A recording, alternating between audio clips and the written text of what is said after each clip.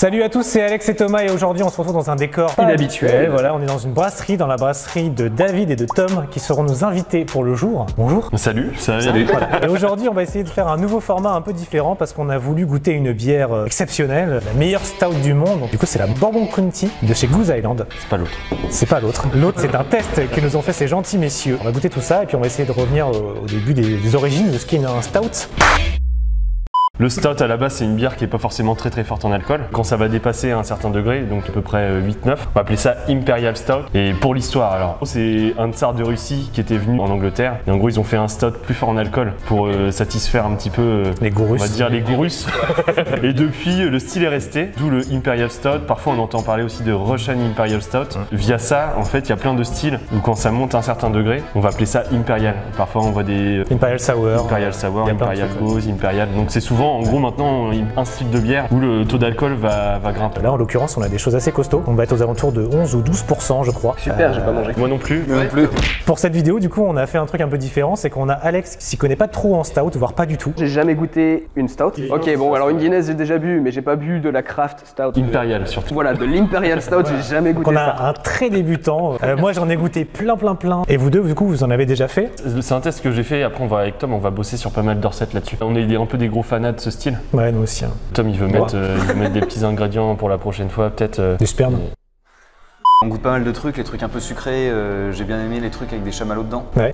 Les trucs un peu délire avec même beurre de cacahuètes. Moi j'en ai moins bu que vous je pense. C'est une question d'âge. Du coup pour faire un petit mot, mais là du coup on est chez vous, directement dans le lieu de production de la vraie bière. Vous avez quoi comme production ici? À la base c'était un bar, on voulait voir un brewpub, donc c'est avec mon oncle qui est pas présent ici, Anthony, qui a son magasin aussi de produits locaux au Havre. En fait l'idée c'était vraiment de proposer aussi une gamme de bières assez variée. Pas vraiment s'arrêter après, bon il y a des brasseries qui le font très bien, mais 4 styles, blonde, blanche, brune. En vrai, j'avais envie de ramener un peu ce délire de craft beer au Havre, avec du coup plein de variétés de bières différentes. Là, on en a 5 en bouteille pour l'instant. Ouais, mais sur le mois de décembre, j'ai vu qu'il y en avait quand même pas mal qui sont sortis. Ouais.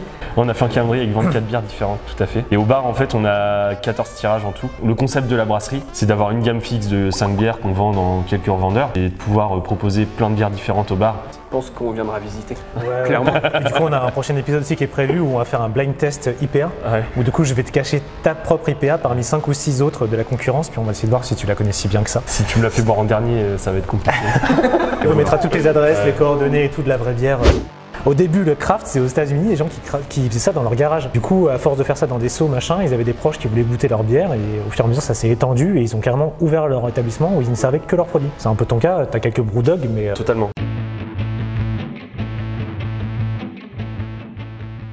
Je vous propose de commencer par la vôtre pour tester déjà ce que c'est qu'un stout. Et puis après, on va tester la Bourbon County qui, on le rappelle, est dispo tous les ans en novembre. Si vous êtes sur place aux États-Unis, il y en a 8 différentes qui sont doubles, voire triples en fermentation que celle-ci qui monte à des 15, 18, 20 degrés. Ça, c'est la version basique, on va dire, qui est déjà à 20 € la bouteille. Hein. Et donc là, on a la version 2020 et elle a été vieillie pendant 1 an en fût de Bourbon. C'est la petite spécificité de cette année. Je crois que le fût de Bourbon, exactement. Ils ont fait vieillir 3 Bourbons différents dans le fût, un truc avant. Je crois qu'il y a eu 3 Bourbons. Est-ce que c'est accessible pour des gens qui ne boivent pas de la bière depuis des années? Peut-être pas celle-ci. J'irais plus sur une porter. Si tu veux reprendre, on va dire, les bières brunes un petit peu, tu vois, une porter stout, une porter assez classique. Ensuite, aller sur un stout, Imperial Stout. Là, c'est une bière que j'ai voulu faire. Donc déjà, il y a 0 sucre ajouté. Je suis arrivé à 11 degrés d'alcool sans rajouter de sucre. On fera une vidéo où on expliquera comment ça fonctionne un peu. Mais effectivement, pour avoir de l'alcool, normalement, tu dois avoir du sucre. C'est ça. Là, en gros, tu as 11 degrés, c'est que du malt. Donc, tu as que du sucre produit pendant le brassage. Ensuite, ça va être très puissant en bouche. Donc, il y a du malt torréfié, il y a du malt non torréfié, mais il y a pas mal de malt torréfié, peut-être un peu trop. Donc, il y a des défauts dans cette bière-là. C'est mon tout premier test. Je vous propose qu'à chaque fois, on laisse commencer Alex, parce que c'est un peu la tâche de cet épisode. Exactement. Alors, du coup, j'ai déjà goûté une porter, mais pas une stout. Tu sais pourquoi porter d'ailleurs? C'est les gars du port. Bon, on m'a raconté que c'était des porteurs. Des gens qui portaient des choses? Ouais, carrément. On m'a dit que c'est des prostituées russes. C'est super bon, c'est ultra café. Alors j'ai déjà goûté ta porter. T'as déjà goûté du café? J'ai déjà goûté du café. Alors vas-y, balance des mots là. C'est cramé, c'est-à-dire que c'est ultra torréfié, c'est ultra caramélisé quand tu le bois. C'est alors pas aussi pâteux que je m'attendais, tu vois. Je m'attendais vraiment à un truc bien plus lourd à boire, type potage. Concrètement, je m'attendais à ça. Je trouve que ça a énormément le goût de grain et j'adore le grain. J'adore ce côté gras. On mettra cette phrase en exergue. Très belle phrase. J'adore le J'adore le gras. Je me ferai un t-shirt, j'adore le gras. Franchement, c'est super bon, c'est très café. Effectivement, je sens que c'est alcoolisé. Bon, par contre, du Ah, citron Monaco. là-dedans, ça peut être très bon. Non, non, non. Je crois que framboise, ça se fait, non? Ouais, framboise, ça se fait. J'en ai une Founders là que j'ai reçue hier avec du Ah ouais framboise stout. Founders. Ouais. Oh putain, c'est cool. J'en ai plein en Founders. J'ai visité Founders. C'est vrai? J'y suis allé à la taproom de Founders ce matin, mais j'hésitais à mettre mon t-shirt Founders. J'ai 2 t-shirts Founders. Allez, on finit la vidéo, comme ça après on sera tranquille. Alors, moi je la trouve super bonne. Je comprends tout à l'heure on en a parlé un peu vite fait avant la vidéo. Hyper café à fond. Ouais. Et je trouve un peu comme toi Alex qu'elle est très pain grillé. Ça fait vraiment un toast Grillé, un c'est peu le premier truc que cramé. j'ai eu. Moi j'adore les stouts et ça me dérange pas du tout comme goût, mais je peux comprendre que ça en fasse peur à certains. Parce qu'elle reste vraiment dans le palais et dans le fond de la gorge hyper longtemps. Mais je la trouve super bonne. Elle est pas sucrée moi je trouve. Toi tu trouves ça sucré? Je trouve ça sucré. Après, Mais les stouts c'est toujours comme ça. Mais c'est toujours vrai, hein. hyper violent. Je préfère ça qu'une triple. Hein. Et je pense que L'abbaye. tu vas peut-être même J'ai préférer goûté. celle-ci à la Bourbon County. Ah ouais. Non mais Clap de fin. donc il a regoûté, alors vous la faites, vous n'êtes pas du tout. Alors je tiens à préciser que moi j'ai pas du tout bossé sur cette Ah bière. bah dis qu'elle est mauvaise, c'est le moment où j'avais. Je peux bombarder objectivement peux être de neutre. petites critiques. Du coup ton CDI est juste sous la table. Ouais. N'hésite pas à dire ce que tu penses. Moi je trouve qu'on a l'habitude de boire des trucs un peu plus sucrés. Ouais. Là la fin de bouche je trouve ça assez amer. Le côté mettre un peu de vanille ou un truc comme ça c'est carrément cool. Au début on hésitait, on voulait faire un truc à la fève de Toujours pas le tonka. citron. Ouais. Non. Non, toujours pas Ok, citron. d'accord. Fève de tonka, ouais, c'est la mode aussi. Mais fève de Ouais. tonka plus ça peut-être que ça va être un peu vénère. Ouais je pense qu'elle peut être plus douce mais sinon je la trouve plutôt cool. Ouais, super bonne, hein. Carrément cool. Du coup on va ouvrir la Goose Island de 2020 qui vient de l'Illinois, dans le Dans le département du l'État 27. du 27, voilà. C'est Non, du coup, à qui vient Chicago. des États-Unis. Elle est à 14,6 et elle a été vieillie 1 an dans des fûts de Bourbon. Non, c'est. Putain, elle est magnifique. Le nez, je le sens d'ici. Non, c'est ma bouteille qui est ouverte. Je rappelle juste avant qu'on la goûte qu'on n'a pas de partenariat avec Goose Island et qu'on peut dire si elle est dégueulasse. hein. Ok. Donc là, on a le bourbon, mais. Violent. Alors déjà, elles sont pas du tout pareilles. Non. Pour ça, je trouvais ça intéressant, tu vois, de goûter un truc. Bah là, moi, c'est basique. Hein. T'as rien à Oui, rajouter. mais c'est bien. là, C'est super, au moins C'est on a le- un élément de comparaison. Élément brut, quoi. Oh putain. Alors, René, est-ce que vous sentez des trucs? Moi, j'ai C'est caramel à fond. J'ai l'impression bonbon. d'avoir Ah ouais. une tarte, ouais, tu sais, Une tarte un côté tatin. un peu pâte sablée, enfin, pâte sablée avec du caramel Carrément. dessus, un truc. C'est un peu vanillé moi.